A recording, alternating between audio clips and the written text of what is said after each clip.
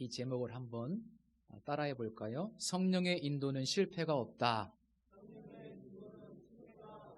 네, 그렇습니다. 성령의 인도하심은 실패가 없습니다. 지난 어제죠. 토요일 새벽에 2022년 카타르 월드컵 우리나라의 마지막 조별 예선 경기가 있었습니다.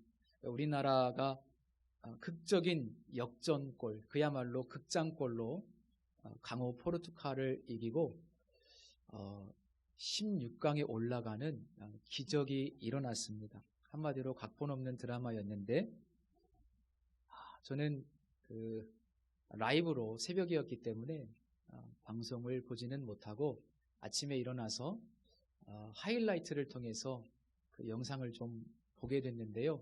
정말 마음속이 먹먹해지는 큰 감동을 느꼈습니다. 아마 영상을 보신 분들은 같은 감동을 느꼈을 거라고 생각을 합니다. 선수들이 어찌나 그 눈물을 흘리는지요. 그동안 쌓였던 어떻게 보면 그 마음의 부담감이 굉장히 컸을 거 아닙니까? 온 국민이 지켜보고 있는데 어떻게 보면 얼마나 마음의 심적인 부담이 컸을까 하는 생각도 들었고요. 또 끝까지 포기하지 않는 투혼과 또 열정과 팀워크로 얻은 이 값진 승리가 정말로 이렇게 큰 감동을 줄 수 있구나 하는 생각을 해보게 되었습니다. 그러면서 우리 교회도 이렇게 끝까지 투혼과 열정과 팀워크로 정말 하나님 나라를 위해서 달려가는 이 마지막 시대의 마지막 주자로 우리 하나님께 끝까지 쓰임받았으면 좋겠고 이 감동의 역전의 은혜를 우리가 누리는 교회가 되었으면 좋겠다. 이런 생각을 해보게 됐습니다. 이제 곧 16강전이 이제 진행이 될 텐데 승패와 관계없이 지금까지 해왔던 것처럼 최선을 다하는 모습으로 사실 분열과 다툼이 가득한 이 한국 사회에 큰 에너지와 또 감동을 주었으면 하는 그런 기대를 해보게 되었습니다. 저는 오늘 본문의 내용을 보면서 아주 감동적인 한편의 역전승을 보는 듯한 느낌이 들었습니다. 오늘 본문은 바울과 바나바가 성령의 보내심을 받아서 제1차 선교 여행을 떠나는 것으로 시작합니다.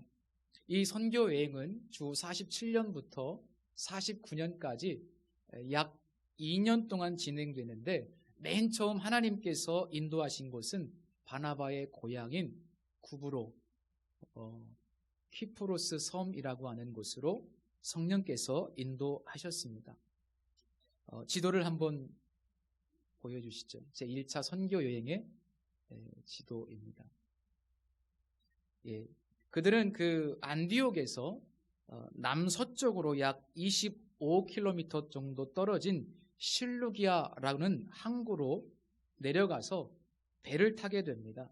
그 실루기아에서 구브로 섬까지는 약 100km 정도의 거리입니다. 확실한 성령의 부르심과 보내심을 받아서 첫 번째로 떠난 선교 여행인데 얼마나 기대가 컸겠습니까? 이제 화면을 내려주시면 좋겠습니다. 그들은 이제 이 구브로 섬의 살라미라는 항구에 도착을 하게 되는데 도착하자마자 그들은 유대인의 회당을 찾아서 아주 열정적으로 복음을 전하게 되었습니다. 이 당시 구브로 섬에는 흩어진 유대인들이 참 많았습니다. 우리가 소위 디아스포라 유대인이라고 부르는 흩어진 유대인들, 역사의 굴곡 속에서 수많은 침략을 당하면서 그러면서 어쩔 수 없이 사방으로 흩어져 살 수밖에 없었던 유대인들이 이 구브로 섬에 굉장히 많이 있었고 그래서 회당이 곳곳에 있었습니다. 그래서 사도 바울과 그 선교팀 일행은 그 회당들을 찾아다니면서 집중적으로 예수 그리스도를 증거하게 됩니다. 이후에도 그렇지만 이 사도 바울의 선교 전략은 특별히 이 유대인들을 먼저 대상으로 하죠. 그래서 늘 언제나 회당을 찾아가서 복음을 전합니다. 왜냐하면 같은 민족이기 때문이기도 하고 또 율법이라고 하는 공통분모가 있기 때문에 전도할 때 굉장히 접촉점이 좋습니다. 그래서 항상 선교팀이 먼저 회당에 들어가는 것을 볼 수 있죠. 오늘 본문 5절과 6절에 의하면 그들은 그곳에 있었던 유대인의 회당을 찾아가서 복음을 전했고 또 그렇게 온 섬 가운데를 두루 다니면서 첫 번째 그들이 도착한 살람이라고 하는 이 항구 지역에서부터 저 서쪽 끝에 있는 반대편 항구 도시까지 이 거리가요 한 150km 정도 됩니다. 굉장히 큰 섬입니다. 그곳에 있는 바보라고 하는 지역까지 그렇게 걸어서 곳곳마다 회당마다 찾아다니면서 복음을 전하면서 오랜 시간 동안 선교 여행을 하게 됩니다. 수개월이 걸렸겠죠. 사람이 직접 걸어서 또 곳곳마다 마을마다 회당마다 찾아다니면서 복음을 전했으니까요. 아마 굉장히 오랜 시간이 걸렸을 겁니다. 그런데 이 본문을 읽으면서 좀 특이한 점이 있습니다. 마을마다 여러 회당이 있었고 그 회당마다 다니면서 복음을 전했는데 그 회당에서 있었던 에피소드, 그 회당에서 있었던 어떤 특별한 사건들이 하나도 기록되지 않았다는 점이 특이합니다. 그리고 또 특이한 점은 그곳에서 이들이 전했던 복음의 내용도 하나도 기록되지 않았다는 것이 또한 특이한 점입니다. 이제 그 이후의 내용을 보면 다음 사역지에서 그들이 전한 복음의 내용이 아주 길게 소개되어 있는 것을 볼 수 있습니다. 자, 이 첫 번째 선교 여행, 첫 번째 선교지에서 기록된 내용은 딱 하나인데 바로 그곳에 특별히 바보라고 하는 이 지역에 머물고 있었던 총독 서기오 바울의 회심 사건입니다. 이 편지를 기록한 누가는 사실 모든 이야기를 세세하게 기록하지는 않습니다. 특별히 어떤 중요한 사건을 자기가 기록하고자 하는 목적에 의해서 선별해서 그 사건들을 정리해서 기록을 한 것으로 우리가 다 잘 알고 계실 텐데 그렇다 치더라도 수개월 동안 수많은 회당을 다니면서 복음을 전했는데 거기에서 있었던 일을 하나도 기록하지 않았다라고 하는 것은 제가 생각하기에 아마도 그렇게 큰 기대만큼 그렇게 큰 열매는 없었던 것으로 보입니다. 분명한 성령의 부르심과 보내심이 있었고 그리고 바울과 바나바는 그 안디옥 교회에서 가장 탁월한 두 명의 전도자이자 목회자였습니다. 그러나 그럼에도 불구하고 처음 수개월 동안 열심히 복음을 전했지만 낙심될 정도로 열매가 별로 없었습니다. 저는 이 여정을 통해서 이들의 지나친 열정과 자신감이 한풀 좀 꺾이지 않았을까? 이런 생각을 해보게 되었습니다. 그리고 어쩌면 그것이 성령님의 의도가 아니었을까? 조심스럽게 추측해 보았습니다. 오늘 본문은 성령의 보내심을 받아 라는 말씀으로 시작을 합니다. 그리고 9절 말씀에 보면 성령이 충만하여라는 표현이 있는데 이 표현은 갑자기 하나님께서 그 어떤 중요한 순간에 하나님께서 성령을 사도 바울에게 충만하게 부어주셨다는 뜻입니다. 사도 바울이 내가 성령 충만하고 싶어서 충만해진 게 아니고 그때 하나님의 특별한 목적이 있었기 때문에 그 순간에 하나님께서 사도 바울에게 성령을 부어주신 겁니다. 그래서 이 표현들은 이 선교 여행이 철저히 성령 하나님의 주도적이고 주권적인 섭리에 의해서 진행되는 것임을 우리에게 보여주고 있고 그것이 바로 누가가 이 사도행전을 기록한 목적이기도 합니다. 성도 여러분, 성령께서 주도하셔야 하기 때문에 성령께서 주도하셔야 하기 때문에 누군가를 성령께서 사용하실 때 일반적으로 가장 먼저 하시는 일은 바로 힘을 빼는 거예요. 저는 이것을 힘 빼기라고 표현합니다. 주의 성령께서 누군가를 당신의 일꾼으로 사용하실 때 가장 먼저 하시는 일은 힘을 빼는 거예요. 힘을 빼게 하십니다. 의욕이 지나치게 강하고 열정이 충만하면, 즉 몸에 힘이 잔뜩 들어가 있으면 하나님께서 사용하실 수가 없습니다. 그래서 먼저 그들의 힘을 빼십니다. 모세가요, 40세 젊은 나이에 가장 힘과 능력과 지식이 충만할 때, 그리고 자신감이 최고조에 이르렀을 때 자기 민족을 위해서 무엇인가를 해보려고 분연히 일어섭니다. 그런데 아시다시피 뜻대로 되었습니까? 그의 마음의 의욕은 충만했지만 뜻대로 되지는 않았습니다. 오히려 너무나 충격적이지만 모든 것이 수포로 돌아가고 살인자가 되어서 쫓기는 신세가 됐고, 또 광야로 쫓겨나서 하루아침에 저 화려한 애굽의 왕자가 초라한 광야에 양치기로 전락하고 말았습니다. 그렇게 광야에서 몇 년을 보냅니까? 40년. 1, 2년도 굉장히 힘든데 그 낯선 곳에서 40년을 양치기 세월로 보냅니다. 그러면서 노인이 되었고 몸과 마음에서 힘이 빠지기 시작합니다. 이 40년 동안 양을 치면서 모세는 무엇을 깨달았을까? 어떤 상태가 되었을까? 적어도 아무것도 아닌 존재라는 것을 깨닫게 됐을 겁니다.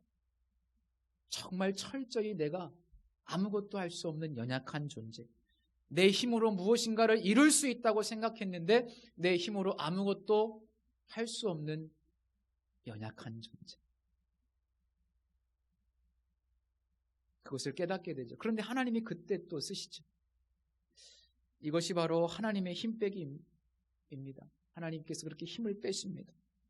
그래서 누군가가 모세의 인생을 이렇게 구분했습니다. 모세가 120년 동안 살았는데 모세의 인생 가운데 애굽의 왕자로 지냈던 처음 40년은 영어로 something, 뭐냐면 내가 무엇인가를 좀 할 수 있다고 생각했던 시간이 40년, 내가 젊고 힘있고 능력있고 지식있고 자신감도 있고 그래서 내가 무엇인가를 할 수 있다고 생각했던 시간 40년, something. 그 다음 광야 40년의 인생을 그는 영어로 nothing이라고 표현합니다. nothing. 내가 뭔가를 좀 할 수 있다고 생각했는데 40년 동안 깨달은 것은 내가 아무것도 아니구나. 철저히 깨닫습니다. nothing. 아무것도 아니구나. 그 다음 마지막 하나님 앞에 쓰임받았던 40년의 기간, 그때를 그분은 everything이라고 표현했습니다. 내게 능력 주시는 자 안에서, 난 아무것도 아니지만 그러나 하나님이 내게 능력을 주시면, 하나님이 나를 사용하시면 내게 능력 주시는 자 안에서 내가 모든 것을 할 수 있다는 사실을 깨달았던 은혜의 시간. 여러분, 하나님께서 사용하셨던 인물의 면면을 한번 살펴보십시오. 성경에서 다윗도 마찬가지 아니겠습니까? 그들은 광야의 시간이 있었어요. 그것은 곧 그들에게는 힘 빼는 시간이 있었다는 것. 내가 아니라 하나님께서 하신다는 것을 이론이 아니라 실제로 경험하게 하십니다. 완전히 낮아졌을 때 하나님께서 그들을 다시 들어서 사용하시는 것을 봅니다. 그래서 하나님께서 누군가에게 어떤 일을 맡기실 때 그 일을 통해서 열매를 맺게 하시는 것도 목적이지만, 그러나 더 앞선 하나님의 목적은 바로 그 사람 자신입니다. 하나님께서 여러분들을 부르실 때 여러분들을 통해서 뭐 어떤 엄청난 일을 이루시길 원하시느냐? 아니요. 그분을 변화시키길 원하셔서 부르신 거예요. 내가 하나님의 목적입니다. 우리 성도님들의 힘이 빠지는 것이 하나님의 목적이에요. 그래서 주님께서 하신다라고 하는 이 복음, 그 복음이 복음되게 하시기 위해서, 그 복음을 우리가 실제로 깨닫도록 하시기 위해서, 더 성숙한 그리스도인으로 만드시기 위해서 하나님이 우리를 부르시는 거죠. 우리를 통해서 어떤 일을 하시는 것은 두 번째입니다. 그래서 성도님들이 하나님의 목적입니다. 저는 지난 8년 동안 개척교회 목회를 하면서 제가 솔직하게 이렇게 고백해요. 목사 같지 않은 목사를 하나님께서 조금 더 목사를 만드시느냐고. 하나님이 이렇게 하셨구나. 저는 저를 통해서 무엇인가 큰 일이 이루어지기를 바랬지만 아니요, 그렇지 않습니다. 하나님이 저를 목회하셨어요. 그래서 저는 이렇게 정리를 합니다. 내가 목회를 한 것이 아니라 하나님이 나를 목회하셨다. 그런 고백을 합니다. 우리 모두에게 이렇게 복음의 능력을 깨닫게 하시는, 내가 하는 게 아니라 진실로 하나님이 하신다라고 하는 것을 실제로 깨닫게 하시는 이 성령의 은혜가, 비록 우리 눈에는 우리의 인생이 실패처럼 보이지만, 열매 없는 것처럼 보이지만, 그러나 하나님은 우리를 향한 힘 빼는 시간, 그 시간을 우리의 삶에 허락하셔서 복음을 깨닫게 하셨구나, 내가 하는 것이 아님을 깨닫게 하셨구나, 그 놀라운 은혜의 고백이 우리 성도님들께도 있기를 축복합니다. 이미 많은 순간순간들을 통해서 그런 은혜를 경험하셨을 줄로 믿습니다. 수개월 동안 별로 큰 열매를 맺지 못했어요. 그러면서 이 일행들은 아마도 몸도 마음도 지쳤을 거예요. 도대체 왜 이럴까? 하나님께서 분명히 우리를 부르시고 보내셨는데, 지금 저 안디옥 교회에서는 밤낮 우리를 위해서 지금 중보기도 하고 있는데 마음속에 이런 의문이 있지 않았겠습니까? 왜? 도대체 왜? 우리가 이렇게 열정도 있고 의욕도 있고 열심도 있는데 왜 이렇게 열매가 나타나지 않을까? 무엇이 잘못된 것일까? 이런 의문을 품고 지친 몸과 마음으로 계속해서 전도하면서 어쨌든 가다가 보니 저 맞은편에 있는 바보라고 하는 항구 도시에 이르게 됩니다. 그런데 그들은 거기서 비로소 놀라운 하나님의 은혜를 경험하게 되죠. 이 바보라고 하는 지역은요, 당시 이 섬의 행정수반인 총독의 관저가 있었던 곳입니다. 뿐만 아니라 이 지역에는 이 구브로 섬에서 주로 섬기던 주신 아프로디테라고 하는 여신의 신전이 있습니다. 우리가 알고 있는 로마식 이름으로 하면 비너스 여신. 한마디로 이 지역은 정치와 종교의 중심지였습니다. 그런데 그곳에 도착한 그들은 뜻밖에도 총독 서기오 바울의 초청을 받게 됩니다. 본문 7절은 분명히 이 총독 서기오 바울이 먼저 이 유대인 전도자들에 대한 소문을 들었고 그들이 전했던 예수라고 하는 존재에 대한 메시지를 소문을 통해서 이미 들었고, 그래서 그들이 이 섬에, 이 지역에 도착했을 때 친히 총독 서기오 바울이 먼저 바울과 바나바를 초청한 사람이라고 기록되어 있습니다. 그는 지혜 있는 사람이라고 소개되어 있는데 이 말은 굉장히 생각이 깊고 신중한 사람이라는 뜻입니다. 그리고 말씀을 듣고자 하더라라는 이 구절이 있는데요, 여기서 하더라라고 하는 이 단어는 무엇인가를 간절히 바라면서 부지런히 찾고 구하는 것을 의미합니다. 간절히 무엇인가를 찾고 있었던 존재라는 거예요. 무엇인가를 간절히 바라고 있었던 겁니다. 그러니까 이 서기오 바울은 이 낯선 유대인 전도자들에 대한 소문을, 저 멀리서부터 들려오는 소문을 들을 수밖에 없었겠죠. 총독이니까. 그리고 그들이 전했던 메시지 예수라고 하는 존재에 대해서 들을 수밖에 없었습니다. 그러면서 과연 그분은 누구인가? 라고 하는 마음속의 궁금증, 그리고 간절히 그것을 듣기를 원했던 구도자였다는 것을 알 수 있습니다. 다신적인 로마 제국의 이교도였지만, 그리고 이 지역에는 아프로디테 여신의 신전도 있었지만, 그러나 그는 그것으로 진리를 발견할 수 없었던 거죠. 그리고 오히려 이 이교 사회 속에서, 다신 사회 속에서 오히려 진리는 무엇인가? 정말로 간절하게 진리를 찾고 있었던, 마치 에디오피아 내시와 같았던 그런 인물이라고 볼 수 있습니다. 그러던 차에 이 일행에 대한 소문을 듣고 그들이 전하는 메시지에 대한 이야기를 듣고 먼저 갈급한 마음으로 이 전도팀을 초청을 한 겁니다.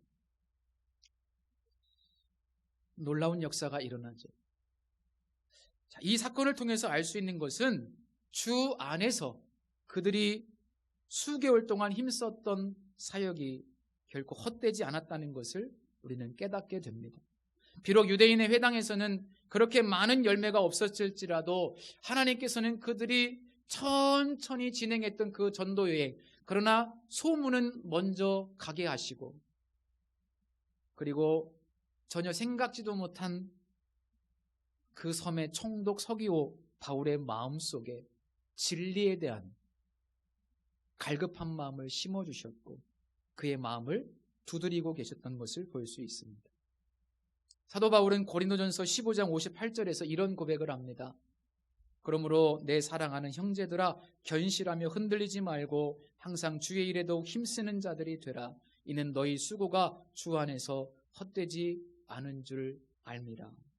너희 수고가 주 안에서 헛되지 않은 줄 알미라. 성도 여러분, 주님은 주님을 위해서 했던 우리의 작은 수고조차도 결코 헛되게 하지 않으신답니다. 2022년 우리 성도님들이 이 모양 저 모양으로 보이는 곳에서 보이지 않는 곳에서 하나님의 교회를 위해서 주님의 복음을 위해서 수고하고 헌신했던 그 작은 일조차도 우리 하나님은 주 안에서 그 일을 헛되게 하지 않으십니다.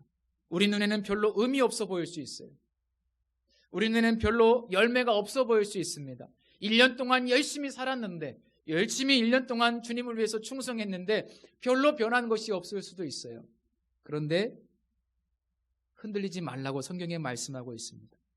흔들리지 말고 주 안에서 너의 수고가 헛되지 않으니 견실하게 흔들리지 말고 끝까지 계속해서 그 일을 하라.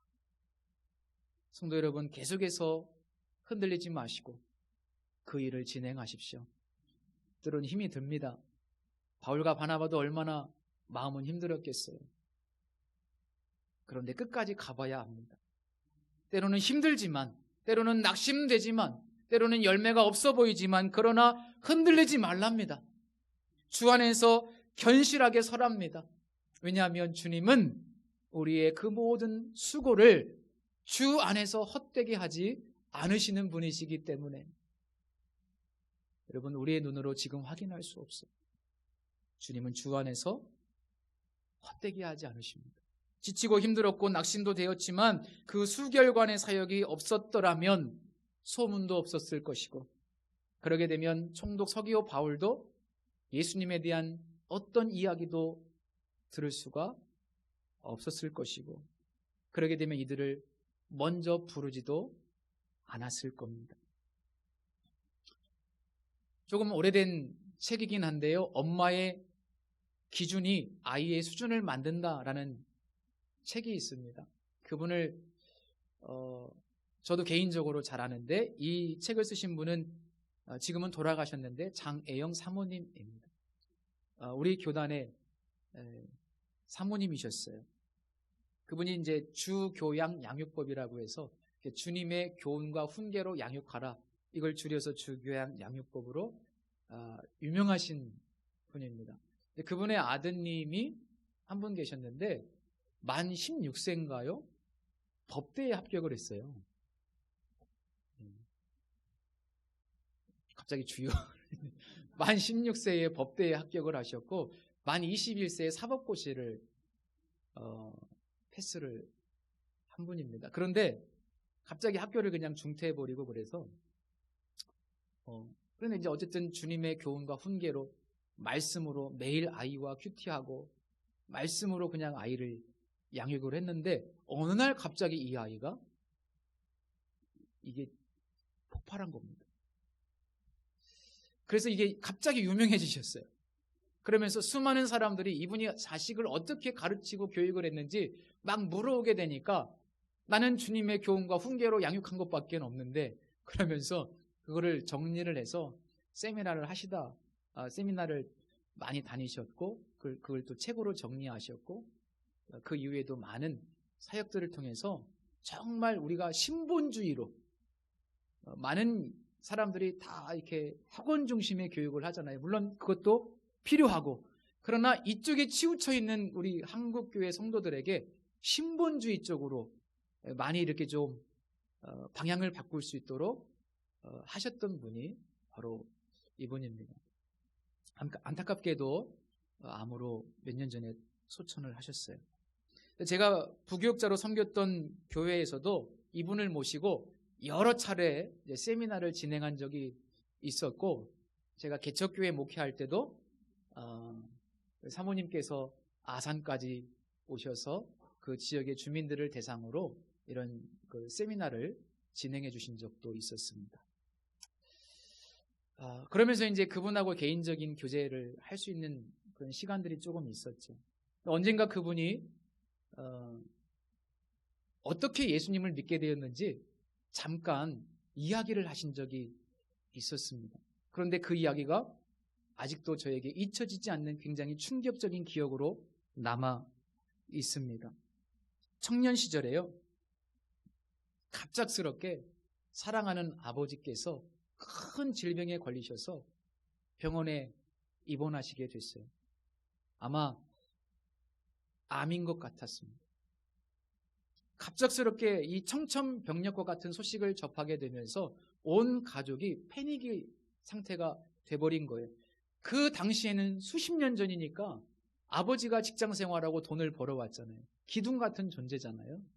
그런데 그런 사랑하는 아버지가 갑자기 큰 질병에 걸려서 병원에 입원하셨고 큰 수술을 받아야 되고 가능성도 별로 없고 너무나 절박한 상황이죠. 아버지가 병원에 입원해 계신데 그 병원에서 병실 밖에서 어느 날 이렇게 앉아 있었답니다. 그런데 우연히 그 병실 바닥에 떨어진 종이 한 장을 보게 됩니다. 평소에는요, 바닥에 떨어진 종이 한 장 아무런 관심도 갖지 않겠죠, 그죠? 그런데 그 당시에는 너무나 마음이 절박하고 마음이 힘들어서는 그런지 몰라도 그냥 나도 모르게 그 종이 조각을 하나 떨어진 것을 주워서 펼쳐본 겁니다. 그런데 그 종이 조각은 어느 교회에서 만든 전도지였고 그 전도지에는 당연히 예수님에 관한 이야기가 있었고 그분이 이 전도지, 버려진 전도지 한 장 주워서 읽다가 놀랍게 거기서 예수님을 영접하게 됩니다. 진짜 놀라운 사건이죠. 정말 하나님의 일하심은 놀랍습니다. 근데 이분이 거기서 예수님을 영접하고 인생이 바뀐 거예요. 상황이 많이 변하지는 않았어요. 그러나 이분 자체가 바뀌었어요. 나중에는 이분이 사모님도 되시고 또 책과 강연을 통해서 수많은 사역을 감당하시고 수많은 사람들을 주님께 인도하시는 엄청난 열매를 이 한 분을 통해서 맺게 되었는데 그 계기가 바로 이 병원 병실 바닥에 떨어진 전도지 한 장. 누군가가 버린 전도지 한 장 때문에 이렇게 인생이 바뀌고 그를 통해서 하나님이 놀라운 역사를 이루셨어요. 그 전도지는 어떤 이름 모를 전도자가 노방전도하면서 누군가에게 주었던 전도지고 그 전도지를 받은 사람은 그것을 하찮게 여기고 그냥 바닥에 버려버린 겁니다. 그런데 하나님은 누군가가 나눠준 그 전도지 한 장, 누군가가 그냥 버려버린 그 전도지 한 장을 통해서 엄청난 역사를 이루셨죠. 누가 전도지 돌렸는지도 모르겠어요. 그런데 우리 하나님은 놀랍게도 주 안에서 그 전도지 한 장을 돌렸던 그 전도자의 수고를 헛되게 하지 않으셨어요. 하나님 이런 분이세요. 우리가 누군가에게 전한 전도지 한 장, 우리 성도님들이 열심히 돌린 그 전도지 한 장, 비록 그것이 길바닥에 떨어져 쓰레기가 된다고 할지라도 우리 하나님은 헛되지 않게 하시는 분이심을 믿으시기를 바랍니다. 지난 1년 동안 우리 성도님들 참 수고 많으셨어요. 이 모양 저 모양으로 교회를 섬기셨고 하나님을 섬기셨어요. 또 복음을 전하기 위해서 열심히 수고하셨어요. 우리 하나님은 그 모든 수고 헛되게 하지 않으십니다. 사도 바울은 깨닫습니다. 성령께서 우리에게 말씀하셨다면 우리가 해야 할 일은 오직 순종하는 것밖에는 없구나. 우리가 순종하다 보면, 우리가 하나님께서 말씀하신 대로 충성하다 보면 하나님께서 언젠가는, 하나님은 선교의 총사령관이시기 때문에 성령께서는 언젠가는 성령의 계획을 이루어 가시는구나. 내가 생각했던 것보다 더 멋지게, 더 아름답게 하나님은 하나님의 일을 이루어 가시는구나. 내가 해야 될 것은 힘을 빼는 것이고 주님께 맡기는 것이고 그리고 오직 말씀하신 분 앞에, 성령의 감동 앞에 순종하는 것 뿐이구나. 언젠가 말씀드린 바와 같이 순종 그 자체가 이미 성공입니다. 충성 그 자체가 이미 성공입니다. 성령께서는 우리의 계획과 생각보다 더 놀랍게 일하시는 줄로 믿습니다.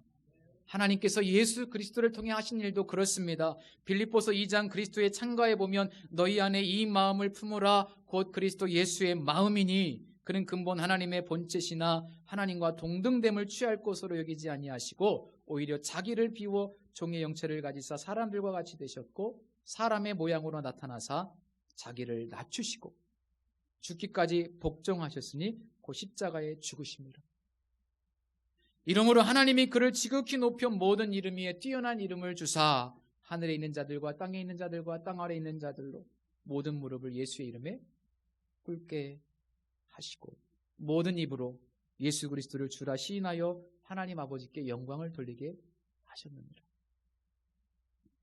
하나님은 더 놀라운 일을 계획하고 계십니다. 우리가 순종하시면, 우리 하나님 앞에 충성하시면 주님은 그 일 결코 헛되게 하지 않으시고 내가 생각했던 것보다 더 놀라운 역전의 역사를 이루어 가십니다. 오늘은 대강절 두 번째 주일인데 다시 한번 우리가 이 역전의 신비에, 역설의 신비에 눈을 뜨시기를 바랍니다. 다시 오실 주님을 기다리며 주님께서 맡기신 일 비록 작은 일일지라도 착하고 충성되게 감당하면 좋겠습니다. 주 안에서 우리의 수고가 헛되지 않음을 기억하고 우리의 생각과 계획보다 더 놀라운 일들을 이루어 가실 하나님을 기대하면서 감동의 역전을 이루실 하나님을 바라보시는 이 대강절 기간이 되셨으면 합니다. 그래서 다시 나를 부르신 그 부르심의 자리로 돌아가십시오. 기도하겠습니다. 하나님, 오늘도 주님의 높으신 이름을 찬양합니다. 우리 주님이 우리에게 말씀하신 것 붙들고 오늘 내 자리에서 묵묵히 좌로나 우로나 치우치지 않고 믿음을 지키며 주님을 위해서 내게 맡겨주신 일 충성스럽게 감당하며 끝까지 걸어갈 수 있도록 도와주옵소서. 총사령관이신 성령께서 더 멋지고 좋은 일을 우리의 삶에 이루어 가실 줄로 믿습니다. 감사드리며 예수님의 이름으로 기도합니다. 아멘.